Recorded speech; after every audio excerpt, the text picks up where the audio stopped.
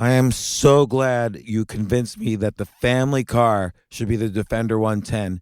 It is so beautiful inside, it's so comfortable, and it just feels indestructible. Yes, it really is. I've been waiting a long time for the new model to come out. The Defender 110, I'm telling you, it's my favorite car of all times. It's my third one. You know, I have stories of going off road. The guy managed the group. He was like, "What are you doing in this beautiful car?" I'm like, "I'm going off road." He's like, "Are you sure? Because you can use one of ours." And then they look like Mad Max cars. I'm like, "No, no, no, no, we're going to do this." And he was shocked. Wow. Well, it's great because the Defender has been reimagined for 21st century adventure, and its unparalleled off-road ability as well as its robust interior are invaluable whether you're headed towards uncharted territory or just a weekend of exploration. The Defender 110 tackles challenging surroundings with absolute confidence. The SUV conveys strength outside and in, featuring peerless technology like an intuitive driver display and an award-winning infotainment system. That's my favorite part, to keep you connected no matter where the journey takes you. Adventure is unique to everyone, and so is the Defender. Choose from the two-door Defender 90, the four-door Defender 110, or the larger Defender 130 with the ability to seat up to 8 passengers. You'll find uncompromising performance in all three. So pack up and go even further with the Defender 110. Learn more at LandRoverUSA.com/Defender. These days, we're all investors, trying to be smart with our money despite our worst impulses. But at iShares, we believe that deep down inside of every investor is a better investor. One that's just waiting to be let out. Explore iShares ETFs and insights and let your best investor out. Visit iShares.com for more information.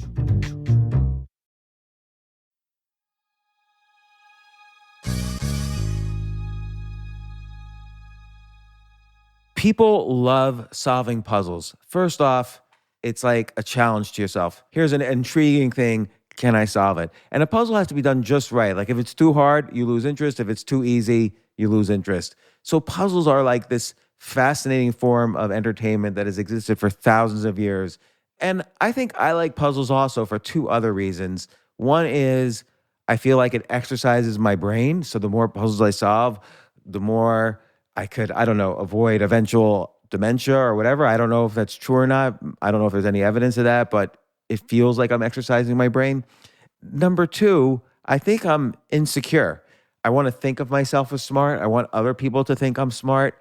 And so doing puzzles is a way for me to see that I'm smart. I think part of that is the reason why I play chess too. Like chess is viewed throughout culture as this intelligent thing. You have to be intelligent to play chess. I can assure you, having known a lot of chess players, that is the opposite of true. That I know some chess players that are very much not smart. And I also know my own intelligence is greatly in question when I do puzzles. I'm not really as good at them as I would like to be. I don't know. So I'm fascinated by the whole issue of puzzles. And of course, we've had on A.J. Jacobs before to talk about puzzles. He wrote a book called The Puzzler, and where he explores the world, finding the most interesting puzzles. It's a fascinating book. You should read it. But now he has started a podcast called The Puzzler. So he's coming on today. He's got a bunch of puzzles for me, which I hope they're audio puzzles. So even if you're driving in your car or at the gym, listen and see if you can solve the puzzles. And at the end of this episode, we release, so each one of AJ's Puzzler podcast episodes are 7 minutes. So at the end of this podcast, we have 2 never before released episodes of AJ's puzzles, one with Ken Jennings, who's the highest paid winner on the show Jeopardy. He's great at solving puzzles, and he co-hosts one of the episodes with AJ, or several episodes with AJ. Another one, the co-host is Baratundi Thurston, who co-hosts with AJ on another episode, but he's also the founding editor of Puck and host of the PBS series American Outdoors, and he was on The Daily Show. They have many fascinating, challenging puzzles in those. So while you're listening, try to solve them, and you'll be able to hear firsthand what AJ's Puzzler podcast is like. So you could decide if you want to listen to more of those episodes on his feed. And again, I hope you enjoy, solve the puzzles, and have fun with this. This isn't your average business podcast, and he's not your average host. This is the James Altucher Show.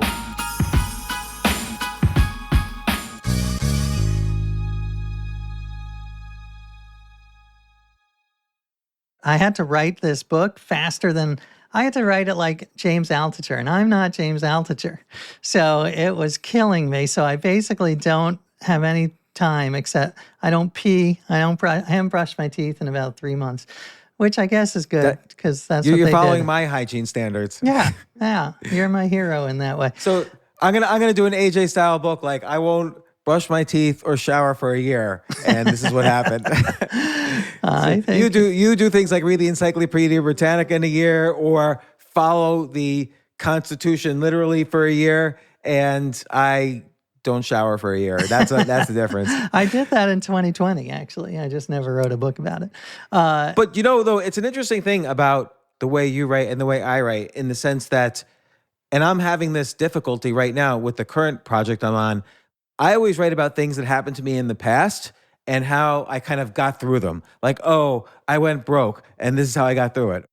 Actually, a lot of it was me going broke again and again and writing new books about how I got through it. Or I had to learn something really fast, and this is how I did it. But so I can write about the past, and it's very quick to do that because I just have to remember what happened to me, right, and then I write it. But you say to yourself, okay, I am going to create the world's largest family reunion a year from now, and then you have all these amazing experiences. You go on an adventure, and you write about that. So it does. Your process takes years. Yeah, it is a terrible idea that I had to do this kind of book because it is so time consuming. I should do what you do. Write about the past, write about my childhood, write about all my failures. I love that. But I'm following your. Oh yeah, now you're new. Right What now. is your new project? What is it? Well, and my listeners have heard this quite a bit, but I'll be brief. Where in the 90s, I was a tournament ranked, chess master. So, sure. And that was very difficult. It took me a lot of time and effort and energy, but I had to balance that with starting a business and starting a family and blah, blah, blah. But I then stopped for 25 years. And now I've started playing in tournaments again with the quest to go even beyond my ranking from before. And I've experienced something like an AJ style experience where I've had like these amazing adventures all over the world now. Like, I've had dinner with the world chess champion. I've just was in Amsterdam observing this amazing tournament of former world champions. I've been all over the place on this adventure. I've taken lessons from the world memory champion because my memory is not as good now that I'm a little older. I've talked to sports psychologists, nutritionists, sleep specialists. All these things have happened to me in the past year or so that I've been doing this. And it's a hard, and then of course I've been documenting it and writing a book. I love it. This is a hard kind of book to write. I know, I'm telling you, but I'm very proud of you. That's exciting. That's very inspiring for middle-aged people like me, that you're back in the game. Like The Rookie, what was that? Maybe it was a Dennis Quaid movie. It was a Robert Redford, The Natural, the Robert Redford movie. Oh, no, Dennis Quaid also, yeah, where he was a pitcher. Who right? knows? But it's a good genre. It's a good genre. Old people and going back. Maybe even the Rodney Dangerfield Back to School, where you could go back to college. But let me ask you a question. Let's say, I'm assuming I am going to accomplish the goal of my quest. But part of what's been interesting is that the quest itself, as you know, creates lots of adventures. But what if you don't? What if you didn't have the world's largest family reunion? Would you be able to write a book? Or what if you weren't able to read the full Encyclopedia Britannica? Would you be able to write a book? You've had all these quests. What if you don't? You have adventures, but what if you don't reach the final outcome, your goal? Well, you know the saying, which I know you don't agree with 100%, and neither do I. But it is a lot about the journey, not all about the journey, but the goal. So, and the more problems you encounter, the more conflict. No one wants to see you succeed. Imagine if you succeeded in your goal in like a week. That is a terrible book. So you want to have pain and suffering. You want the readers to enjoy the torture. But to answer your question, you can always accomplish something. So, for instance, I'm writing a book now, The Year of Living Constitutionally. And And that means you take regular bowel movements, or what does that mean? I don't discuss that in the book. Maybe Because, I should. your constitution Sure. is, No, very well done. Very well done. No, I'm trying to express my constitutional rights in the most original way possible using the technology of 1789. So I have a musket that I like to bear and carry around New York. I quartered some soldiers, and I expressed my free speech by writing pamphlets and handing them out. So I'm having a great time. But one of the goals is to bring back the election cake, which was back in the day in the 1700s. Elections were a party. Like, people looked forward to them. You'd go and there was election cake, a lot of rum punch. You'd get drunk. I love this idea. So I'm trying to bring that back, and I have my goal is to get someone in every one of the 50 states to make an election cake on this coming election.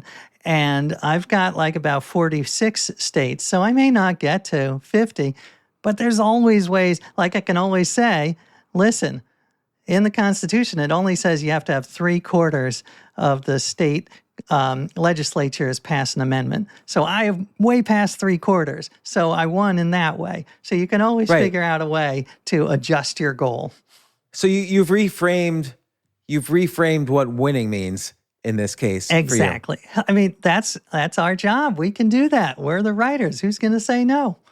So I do want to ask you a lot more about the Constitution one, if that's okay, because I know you're working on it, and we'll, of course, do another podcast when the book comes out. But I have so many questions, and I do want to ask you about your current podcast, The Puzzler, based on your last book, which was you flying around the world for a year, doing all the most amazing puzzles and learning about the most amazing, crazy puzzles, and now you're doing a podcast about it. I love your last book because puzzles are a passion of mine, i.e., chess puzzles, as an example. We have a chapter. I had a chapter on chess puzzles, as you know. Yeah, with my friend Cyrus Lakdawala. Yeah, and Gary Kasparov. Gary Kasparov, another friend of mine, so another guest on this podcast. But one example of quote unquote win, like when I was a kid, I was the New Jersey junior champion, right? And now I'm the Georgia senior champion. So I am the champion for all people above the age of 50 in Georgia. And then when I played in the national tournament, I did very well. So like against older people, I'm better than I ever was. Yeah. Or at least you're a champion. That's the key. I mean, I do love it. We tend to slice and dice so much. Like, I mean, this one, the new podcast, The Puzzler, which I'm very excited about, we got a note from Apple Podcasts that we were number 1 in the leisure category.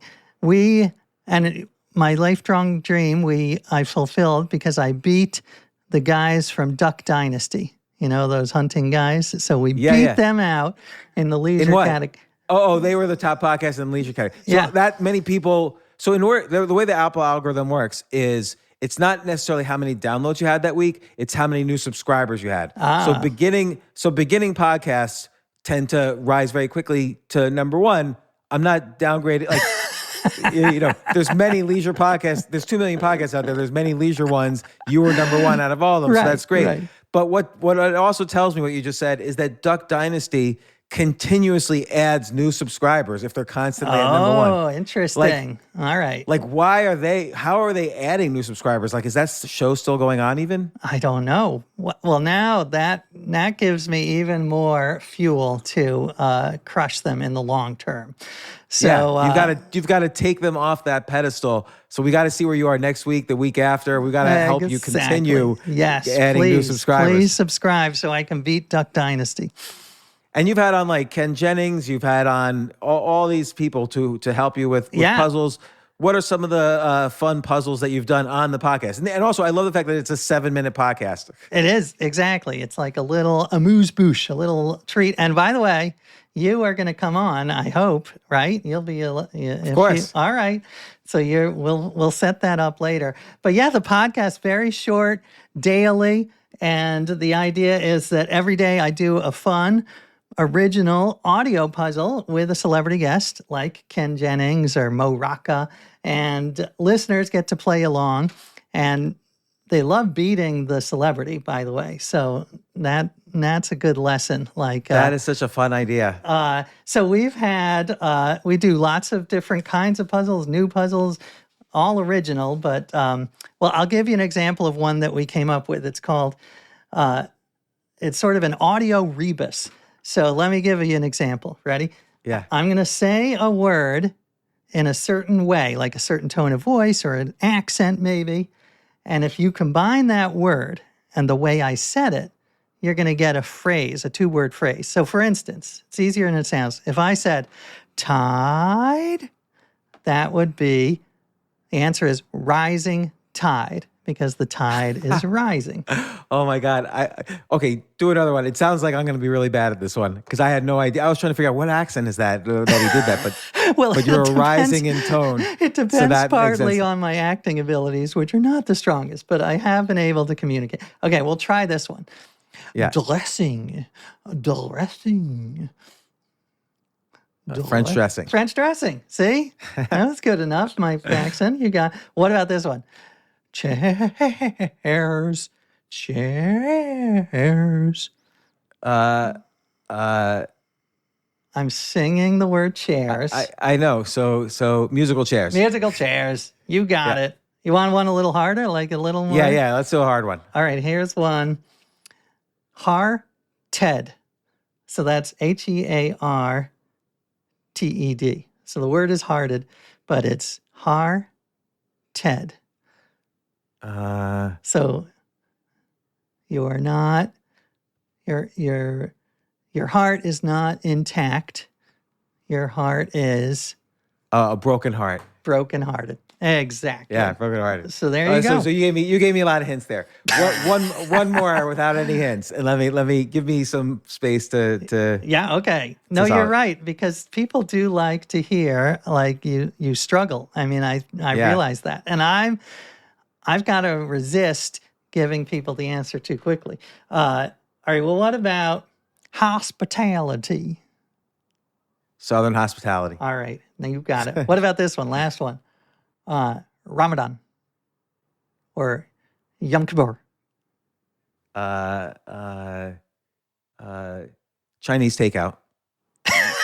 You're doing word association? Because it's like fast food that Jews do on a holiday. That's good.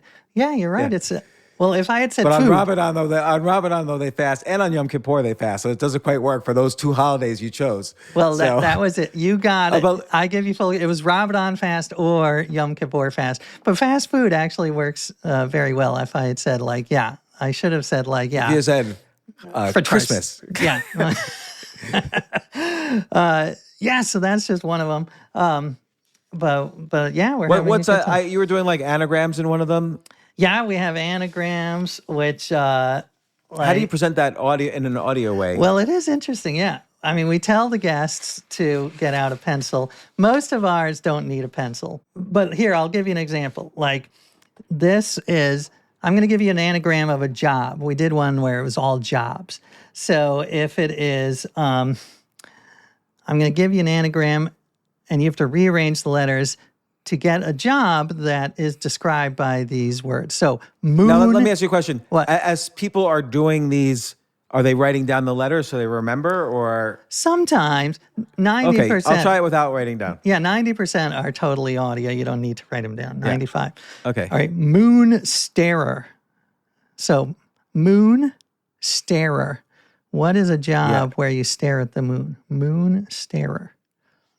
And then it's an anagram of the phrase moon starer, Yeah, it's an anagram of moon starer.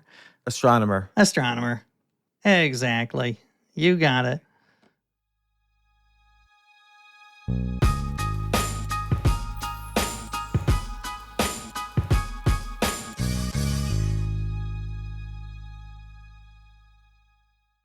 Oh my gosh, I love these clothes. Mizzen and Main. That's Mizzen and Main. It really is the most comfortable work clothes. Travel clothes. I had to travel this whole week. I'm traveling for a week and a half, and I just took Mizzen and Main clothes with me. Close out 2023 in style with comfortable, breathable, packable, and machine washable pieces from Mizzen and Main.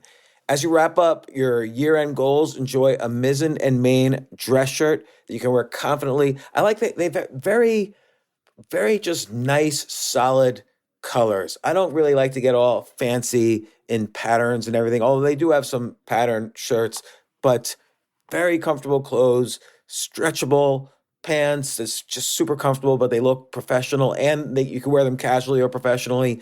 I like some of their flannel shirts or untuck shirts. I love untuck. I never tuck in. So again, whether you're shopping for a special someone or giving yourself the gift you really want, I just buy myself gifts. Mizzen and Main is the perfect gift for any guy who works, travels, and or cares about looking and feeling great. As you could tell by my many photos across the internet, I care about looking fantastic. I'm practically a model. And let's be honest, every guy loves to look great. So again, shop now at mizzenandmain.com and save 20% when you spend $130 or more using promo code James. That's promo code James at Mizzen and Main, Mizzen and Main.com.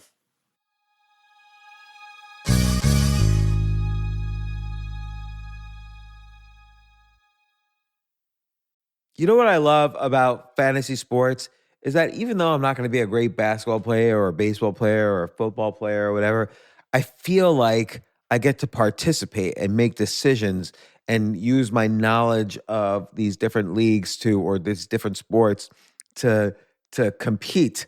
So it's like I can pick my team or I can pick my favorite players and I could use my knowledge to make predictions and maybe even make money. So with the basketball season here, you can now pick combo projections across football and basketball from the Specials League on Prize Picks. This is a league created specifically for combo projections that include two or more players from different sports or leagues. Want to play alongside some of Prize Picks' favorite players like rapper Meek Mill and comedian Andrew Schultz, who's also been a guest on this podcast, and I've been a guest on his? You can now find community plays under the promos tab of the app to view entries for some of the biggest names in the Prize Picks community each week. Look, Prize Picks even offers a reboot policy so that your entries stay in play even if one of your players gets injured. For football and basketball games, if you have a player who exits the game in the first half and does not return in the second, that player is rebooted. Prize Picks is the only daily fantasy sports platform with an injury insurance policy. What? So I love playing it. I love anywhere where I can use analytical ability with my interests to demonstrate some skill and maybe make some money. And I like the game-like aspect. I do wish they had chess as a category on prizepicks.com, but I'll settle for what they've got. Maybe I should make my own fantasy chess league. But in any case, I love Prize Picks. Go to prizepicks.com/James. Use code James for a first deposit match up to $100. That's the easiest $100 you're ever going to make. So that's prizepicks.com/James and use code James. Daily fantasy sports made easy.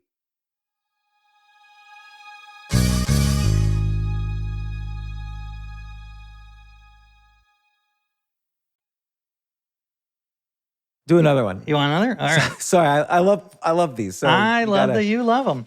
All right. Well, what about bag manager? Bag manager, someone who has to hoist a lot of bags, throw them around. I don't know what kind of person. And the bags are kind of smelly sometimes, leaking. Bag manager, garbage man. Garbage man, exactly. Yeah. What about this one? This one is something this job might say, and you and I have dealt with a lot of these over the years. They might say trolls. What's a stroll? That's a good one. Yeah. No, this is redo it. Redo it.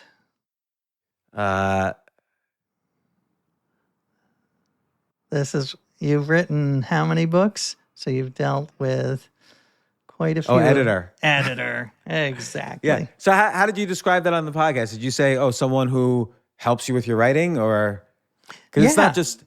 Well, when you say someone I've had to deal with over the years, I've dealt with so many different types of people. It was hard for me to find the job. That's true. Well, what really was the first thing that came to mind?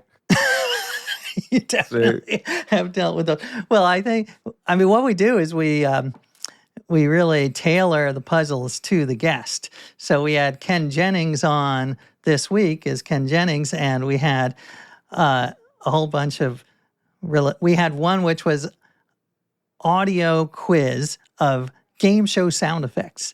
So we would play him an actual game show sound effect like ah, and he would have to say what game show that was. That was that was Jeopardy. That was Family Feud. Well, you know what? It could be Jeopardy. What? I'm not. Oh no, actually, it's not Jeopardy because there's no sound. They just say no. I'm sorry. Oh wait, but well, they do play. There are sound effects. They're like doo doo doo. But he is an amazing puzzler, as you can imagine. Yeah. So it was hard to stump him, but we did stump him on a couple of those, which was very exciting. We did another one that was a geography game because he's a big geography head, and there's no way he could lose like geography. Oh my God, it was crazy. It was crazy. Like, yeah, one was like one puzzle involved the capital of Armenia, and it was just like no problem. Yerevan. Wow, good for you.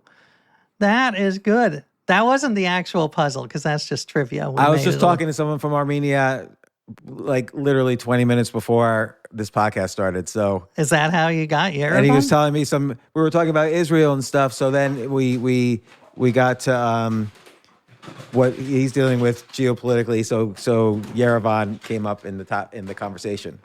I love it. Look at that. It's our German Shepherd. I am hello, German Shepherd. We are in the middle of a podcast, but that is our German Shepherd. You remember we did a good or bad episode about dogs. Yes, and I probably was on the side of bad. Sure, exactly. So what happened? Well, I was overpowered by everybody else in the family who wanted a dog. And if you have kind of like let's say, house in the country, nobody will rob you if you have a dog. Interesting. Because dogs will kill you. And so, like, after the Charles Manson thing in L.A. in 1969 or whenever it was, you couldn't even buy a dog because everybody was trying to, because apparently the Manson family did try to get into some houses Really? where there were dogs and they couldn't because the dogs will kill you. And so everybody started buying dogs after the Manson family, did the Sharon Tate murders and all that. So the supply of dogs went to zero in LA and the price of dogs went way up. That is interesting. Now, that would not work with my dog because she would just roll over and splay her legs and try to get a tummy rub from the intruder. Like Jay walked in a couple of days ago and the dog hadn't remembered Jay and he was barking. That was pretty ferocious, Jay, right? Like you were scared for a moment. Yeah, a little bit, but I also know him. And I know that he knows me too. So you were confident that once he saw you and smelled you and stuff that you would be. But like when Jay was just at the door, this is the loudest bark you've ever. Like it sounds like you're about to get killed by a wolf. So like the growl and the bark. Well, I did. I think come out on the side that dogs are genuinely good. But I've actually become radicalized. I think they are like not just good, but extremely good. I think that there should be a government program where you are given a free dog at birth. And, that would you might be right. I mean, I watched how John, my stepson, trained this dog, and it really taught him a lot about, the whole aspect of training the dog is very complicated and disciplined. And also, dogs for 1.5 million years evolved with hominids, basically various human species, and we kind of like evolved together. And one of my favorite cartoons, I don't remember who wrote it, but it was a picture of a wolf by a fire, a caveman fire, and he's like, well, I'm going to get closer and get a little meat. What could go wrong? Cut to the next panel. It's one of those poodles in Japan that have been shaved into cubes. Have you ever seen those? And they're just the weirdest looking. Oh, my God. The fur is in cubes. And it is just no dignity for these dogs whatsoever. Because that. That's just like a cosmetic thing as opposed to like, let's say you have a cute dog, like a French poodle. That's evolved to be a cute dog for some reason. Like what was a French poodle evolved for?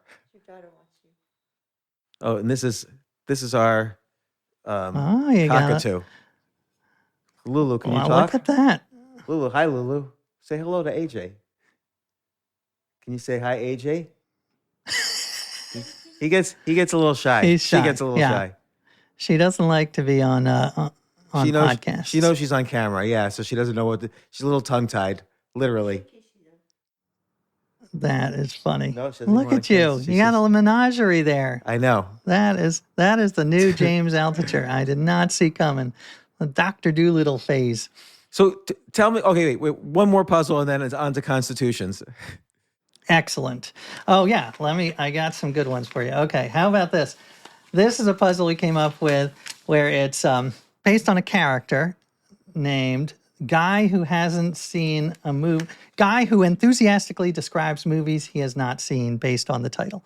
So that's the whole puzzle. So for instance, if this guy says, oh man, there's this movie coming out, or this movie that I heard about, it's got Jerry Seinfeld's zany neighbor, and he clones himself, and then Kramer versus Kramer. Exactly. You missed the dark ending where I say the clones have a fight to the death, mixed martial arts battle. But yes, you got it. All right, I'll give you another couple. What about, oh man, I hear there's this great movie about the Las Vegas football team and their search for Noah's boat from the Bible, which has gone missing. So I wouldn't know the Las Vegas football. I mean, maybe I would. I don't know I don't think Las Vegas has a football team. Do they? They do. It moved from Oakland. Raiders of the Lost Ark. Raiders of the Lost Ark. Exactly. All right, one more. A hard one. How about? Oh, really? Okay. How about this one? This is about the premise of this movie. It's really cool. The 33rd president of the United States comes in third in a horse race. So 33rd president, who was right after FDR. He took over from FDR and then immediately entered a horse race, and he came in third. Okay, don't say anything. And also dropped the atomic bomb. So that's someone describing that movie. Right. Okay, let me see. The 33rd president I might not know enters this a horse movie. race. I think you know it. Okay, well, who dropped the atomic bomb? Did you see Oppenheimer? Yeah, no, I know Truman. Okay, so Truman, right. Yeah. And if you come in third in a horse race, you're not winning. You are not placing. You are. I don't know, actually.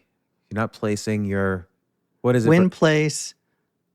Oh, I don't even know. The Truman, Jim Carrey. Oh, the Truman Show. Yeah, okay. The Truman Show. You gave me so many hints. That one I would not have gotten. I got the Truman part instantly, but I would not have gotten. I thought you were a gambler. That's interesting. You just never did horse gambling. No, I never did horse gambling at all. Never played the ponies. All right. So yeah, I love doing these, and I just feel, I've made the pitch before on your show. Like, puzzles are not trivial. They're like good for you. They're good for teaching you how to think. They're good for waking your brain up. So that is the pitch. It's like just 5 minutes. Someone wrote in like a review, it's like, a caffeine hit of joy. And I love that description. Well, every morning, do you have a puzzle routine you do every day? Like a lot of people do, like I do Wordle every day from the New York Times. I do. I'm actually not a Wordler. I do the New York Times crossword puzzle. I do Spelling Bee, which annoys me. Yeah. I hate that I am addicted to it, but I can't stop. And I also try the connections. I do connections. Connections is hard. That one. Yeah, it is. Like, it can be hard, like especially if you don't know, like your NHL hockey teams yesterday. Yeah, like I feel, here's why I don't like connections or crossword puzzles. It's because I feel like you need some cultural IQ, to solve a lot of these.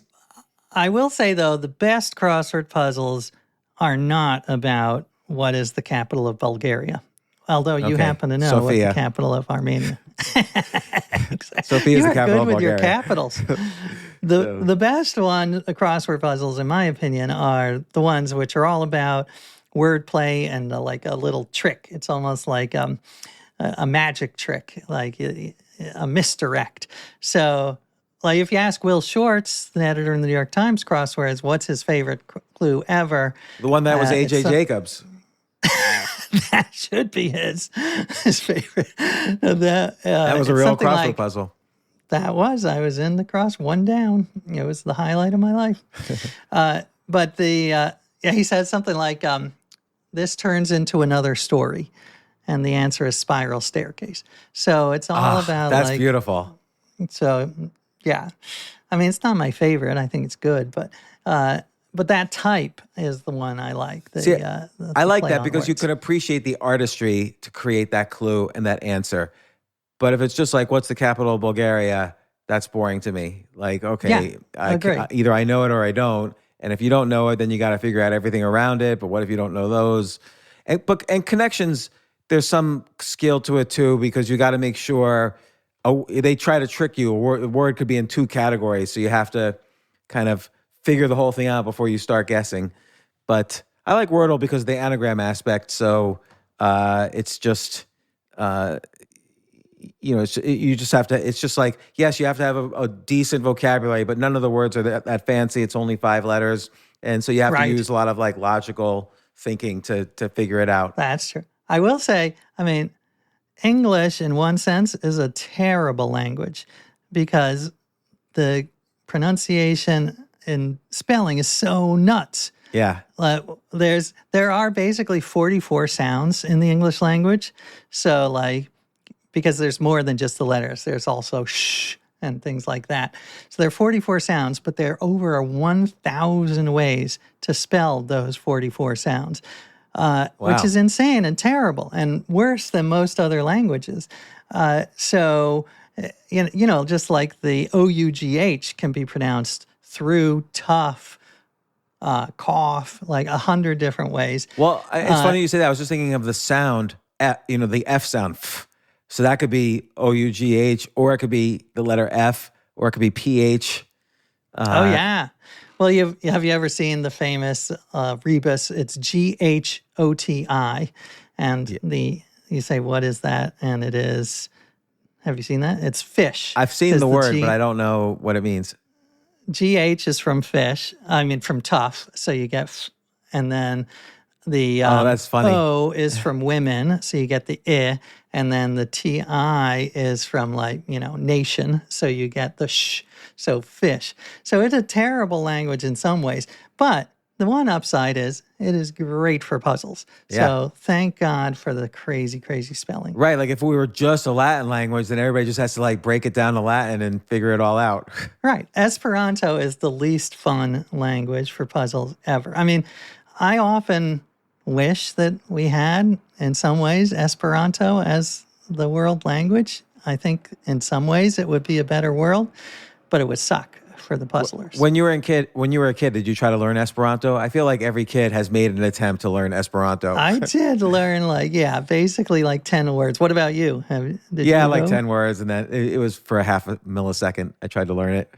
I actually started a book all about language, and maybe I'll go back to it. But there's been some fascinating attempts at an ideal utopian language.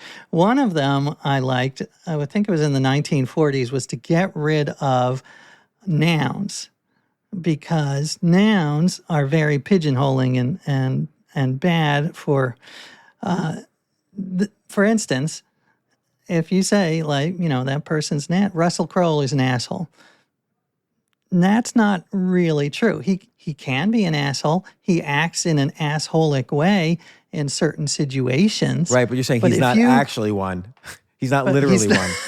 Well, that's true too. Okay. But or even just a jerk. But the idea is you don't want to label someone with a noun, because once they become that label, then they live up to it. Well, so what you're really saying is don't have adjectives. So, and if you think about it, that's what you're saying, right? Because in that case, asshole or jerk was an adjective. No, he is an asshole. You can say he was acting in an assaholic way, which I guess is more of an adverb. But you want to mostly change it to verbs. So not adjectives, not nouns. It was a very verb-based language. So what you are doing right now is what you focus on, as opposed to painting someone with that brush. So I also though, that then tones become a lot more important. So some languages do have a lot of tones in them, like Hebrew being one of them. So where the way you say something changes the meaning. Right. Exactly. Yeah. So, Chinese, I know, which I know very little about, but yeah, and it's a different tone African language. languages with the clicks, and but that's I will interesting. tell you, I love linguistics, which I think plays part in why I love the word puzzle so much. Can I tell you my favorite fact that I still remember from my? Of course. All right, and I don't know, you might want to bleep this out, but anyway, some languages, not a lot, some have what are called infixes. Infixes are like suffixes and prefixes, but they're in the middle of the word. Really? Suffix at the end, prefix, and it changes the meaning of the word. So, like, it might be something that pluralizes the word, but it's in the middle. English has one infix, and only one, and that infix is. Wait, hold on. Let me try to. I don't think I could guess it, but I don't know. Well, I did give you a hint when I said you might need to bleep it. All right, tell me. Because it's an intensifier, meaning it makes it more intense. So, the word fuck. yeah, in fucking credible, unfucking believable, Yeah. alla fucking bama. That is literally our only. So there are all these quirks of the English language that we just take for granted. That is fascinating. So why didn't you finish that book? I don't know. Oh, you know why? Because my publisher was like, "Nah, that's too intellect. Like no one wants to read that." Yeah, it's like a linguistics book. Exactly. So maybe I'll figure out a way to do it.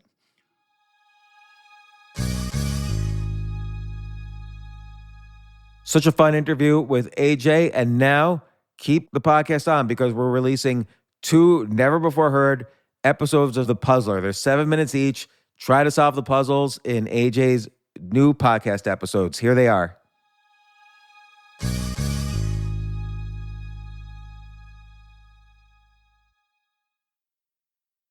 This is such a valuable service for all business owners, big businesses, small businesses, doesn't matter. I wish I had this in the many different businesses that I've started.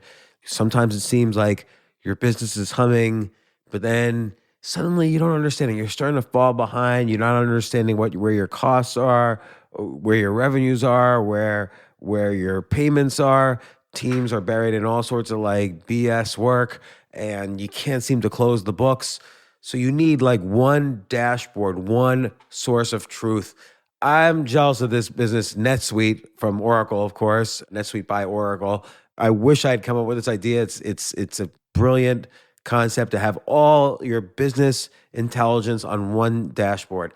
This is why you need to know these 3 numbers: 37,000, 25, and 1. So 37,000, that's the number of businesses which have upgraded to NetSuite by Oracle. NetSuite is the #1 cloud financial system, streamlining accounting, financial management, inventory, HR, and more. 25. NetSuite turns 25 this year. That's 25 years of helping businesses do more with less, close their books in days, not weeks, and drive down costs. 1, because your business is one of a kind. So you get a customized solution for all of your key performance indicators, your KPIs, in one efficient system with one source of truth. Manage risk, get reliable forecasts, and improve margins. Everything you need to grow all in one place. So right now, download NetSuite's popular KPI checklist designed to give you consistently excellent performance absolutely free at netsuite.com/James. That's netsuite.com/James to get your own KPI checklist. netsuite.com/James.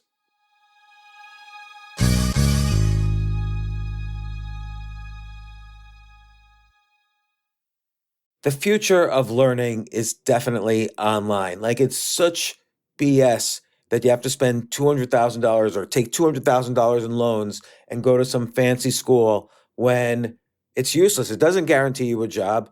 Most employers, including me, do not care about degrees or grades or anything like that. We want to care that you love what you're doing, that you know what you're doing, in some cases that you have experience or that you're willing to learn.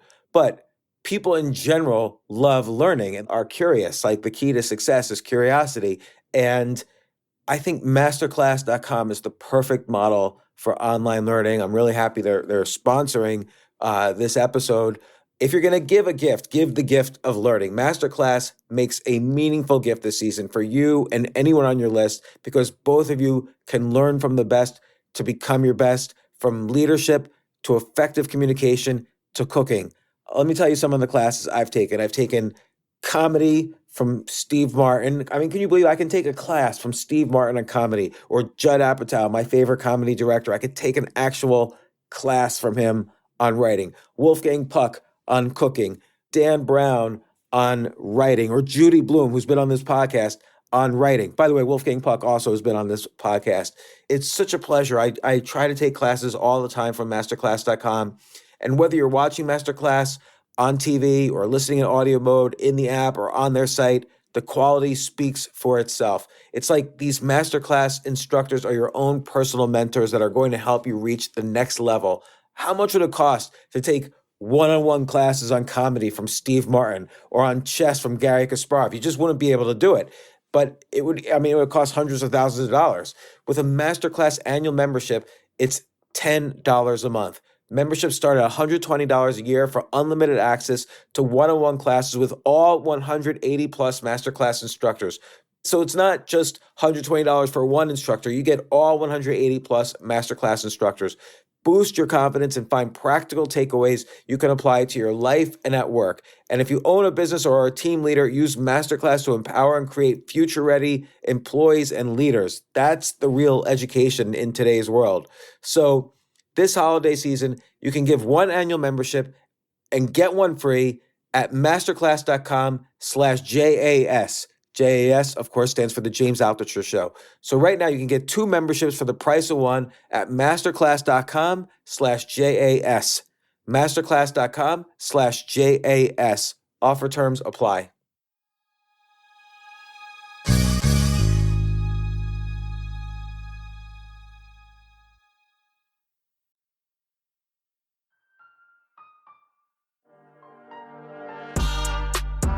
Hello, puzzlers! Welcome to the Puzzler Podcast, the miracle grow for your puzzle garden.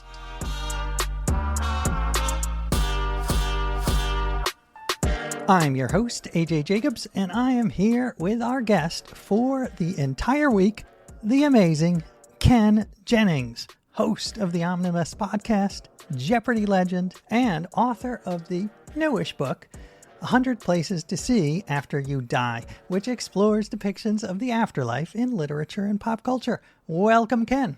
Thank you for having me, AJ. Ken and I'm proud to say, have known each other a long time. I interviewed you when you were on your first Jeopardy streak, and I had just written a book where I read the encyclopedia.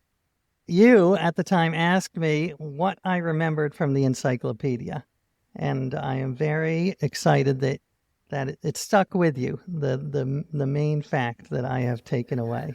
I still think and talk about this. Opossums have 13 nipples.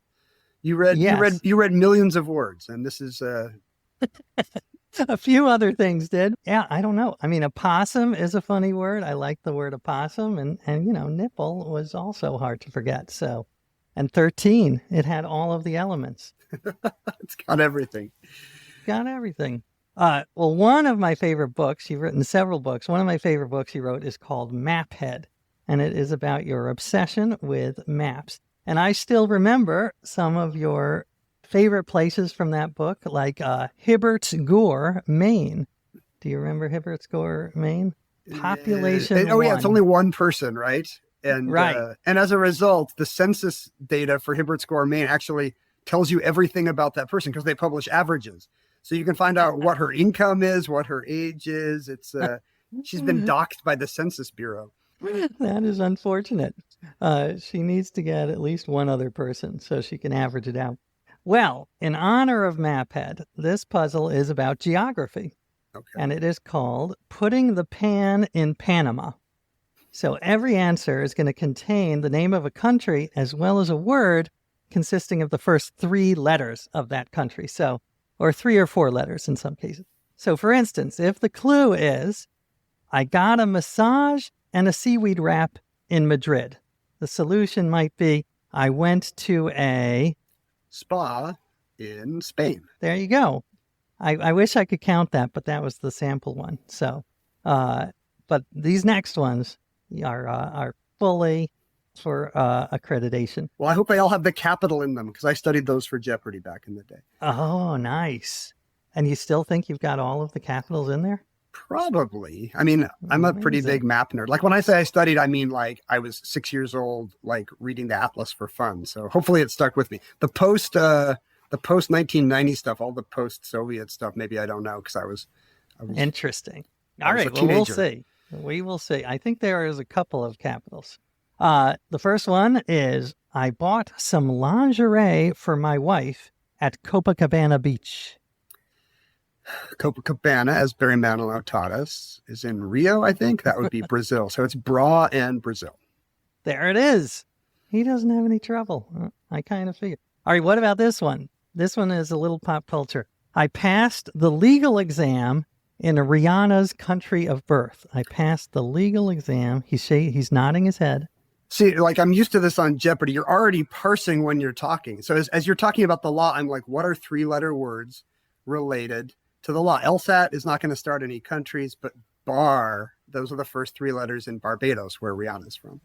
Oh my God. Exactly. Well, should I just read the first 3 words of the clue and then you can answer? I don't know if I don't usually request more difficulty, but yeah. I mean, if you want to stop before the country does and see if I can read your mind. Oh, okay. All right. That'll be interesting. I replenished my vital energy in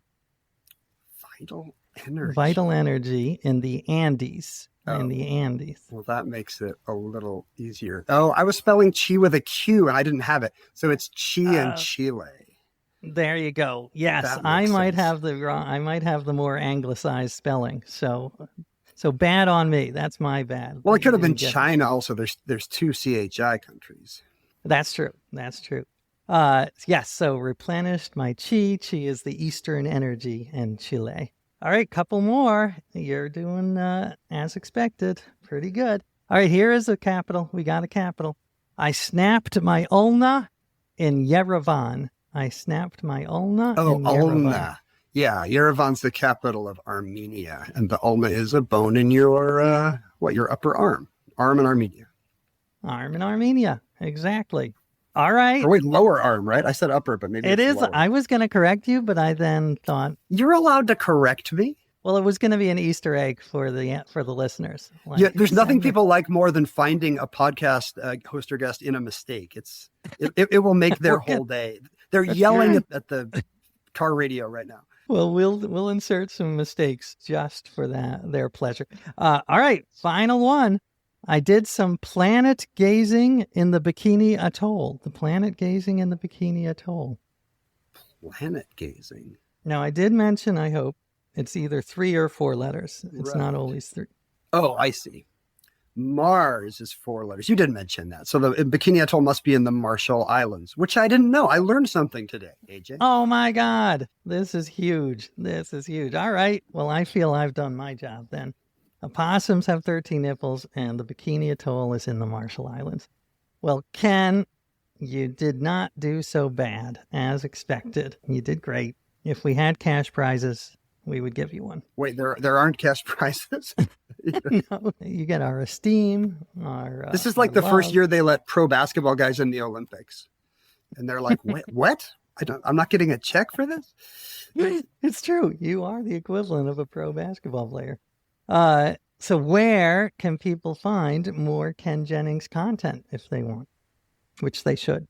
Our 100 Places to See After You Die is just kind of a fun faux travel guide to different versions of the afterlife, all the way from the ancient Babylonians and Egyptians, all the way up through TV's The Good Place, theme park rides, comic books, video games, and it's on sale wherever books are sold. Independent bookstores, evil e-retailers.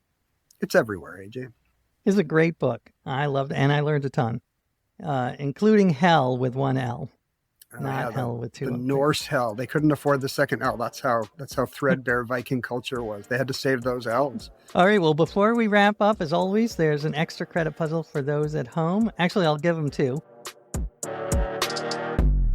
I got E. coli from some undercooked sauerbraten. And how about this one? I got into a bit of a sticky wicket at the Bob Marley Museum. So puzzlers, please don't forget to subscribe to the Puzzler Podcast, and I'll meet you here tomorrow for more puzzling puzzles that will puzzle you puzzlingly.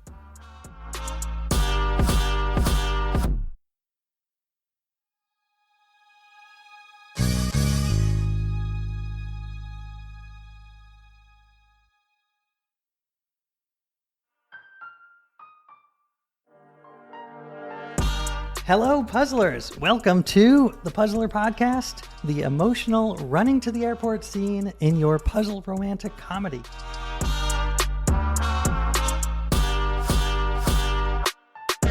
I'm your host, A.J. Jacobs, and I am here with our guest, the great Baratunde Thurston, writer and host of many, many things, including How to Citizen, the podcast right here on iHeart. Welcome, Baratunde.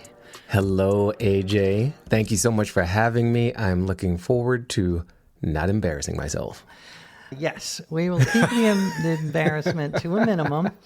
It's usually me who embarrasses myself. So. Okay. But I actually don't know. I've read a lot about you, but I don't know. Are you a puzzle fan at all? Crosswords, jigsaw, word puzzles, anything like that? Nothing consistently. I've had bouts, phases of puzzledom. COVID was a big puzzle phase, of course, as we were all held hostage by ourselves in our homes. I still have a puzzle on our dining table. We've been working on it, my wife and I, for 6 months. And we actually have guests coming over this weekend.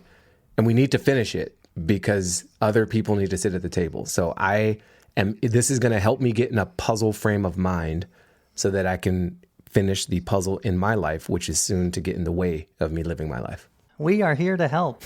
Prime my puzzle pump. Yeah. I thought when you said you had friends coming over, you were going to put them to work. We actually did that. We had a friend come over after drinks, and the three of us worked together and made more progress in an hour than Elizabeth and I had made in many, many, many weeks.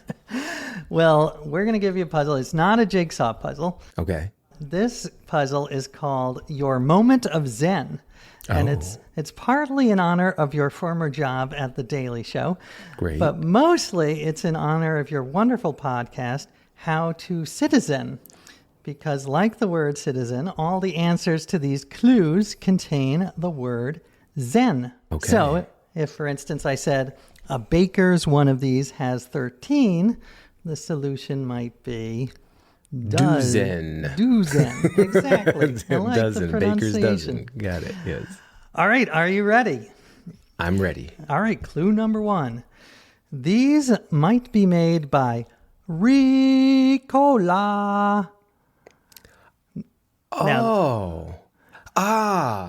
Okay.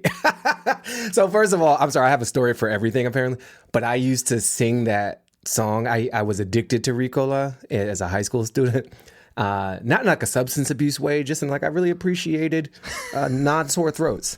And so my friends knew, and they would even see me coming, and they would sing the song, Ricola, Ricola. When it changes the key, that's the key. So you are referring to lozenges. Exactly. And first of all, I love that because I was very nervous when I wrote this. I'm like, is he too young to know those cheesy commercials? But no, I'm in the sweet spot. Yeah, it was your trademark. That's fantastic. I sang them. I'm born in '77. I've been around. Ricola is a part of my youth. Fantastic.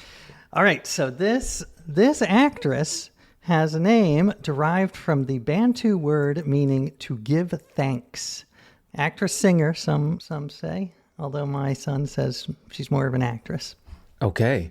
So the Bantu word, give thanks, doesn't help me much. I'm just going to always share my thought process here. Love that. Actress and Z-E-N being in the name.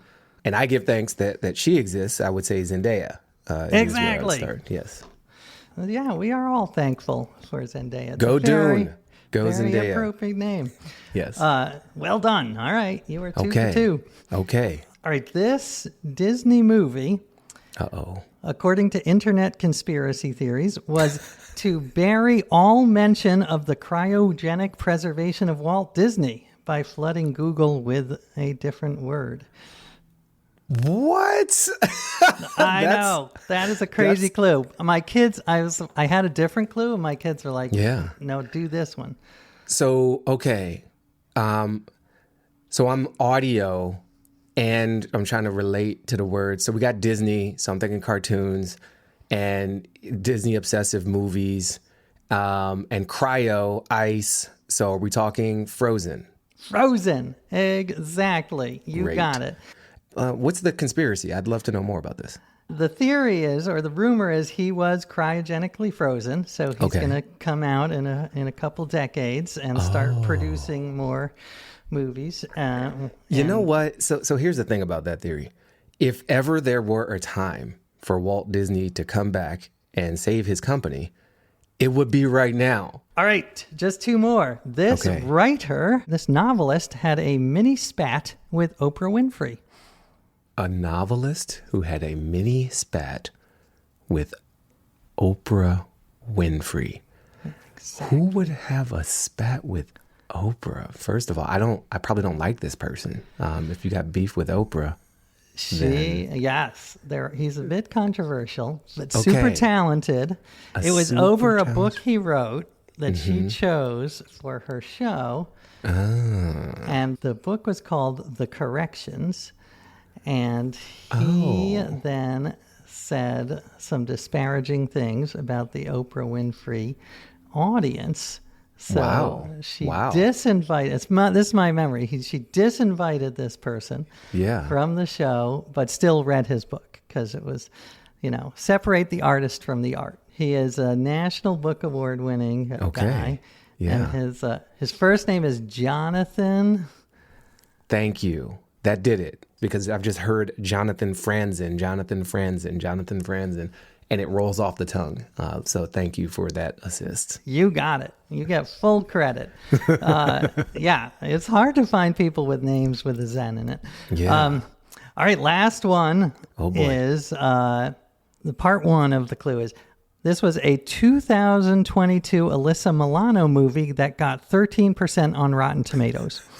Or it's a word meaning bold and shameless. Alyssa Milano 2022 low-ranked movie, not helping. Yes, I figured that would not be helpful. That was just sort of like, to throw a little pop culture in there. Yeah, no, I appreciate it. And a synonym for bold, shameless. Okay. Brazen. Brazen. Yes. You got it. You got 5 out of 5. Perfect score. Oh, this is ironic. I can't think of the word that synonym. It's the synonym. Or in this case, synonym. Nice. Boom! Oh my God.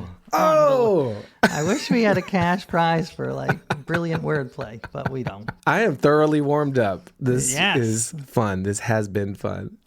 Well, thank you. So you did great. Where can people find more Baratunde content? People can go to this place called a website.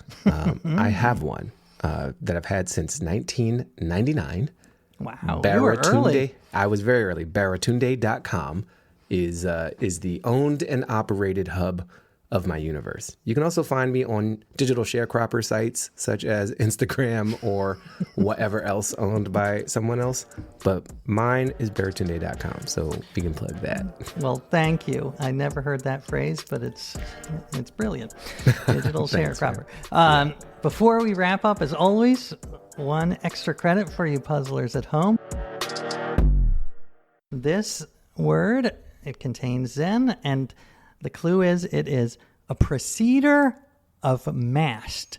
Preceder of mast. All right, puzzlers, please don't forget to subscribe to the Puzzler Podcast, and we'll meet you here tomorrow for more puzzling puzzles that will puzzle you puzzlingly.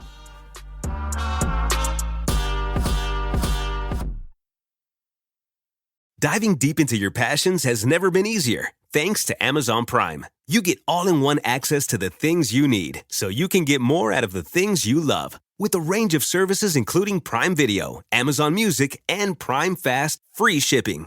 Amazon Prime is like your personal mission control for all the things that inspire. From shopping and streaming to saving, it's on Prime. Visit Amazon.com/Prime to get more out of whatever you're into. It's on Prime. Did you know that franchise owners are more likely to start a successful business than entrepreneurs who go it alone? Neighborly offers 19 premier brands with services that repair, maintain, and enhance homes. With Neighborly, you'll get the business model, marketing resources, and corporate support you need to pursue a rewarding future. Learn more about joining over 5,000 Neighborly franchises by downloading your free guide at go.nbly.com/podcast.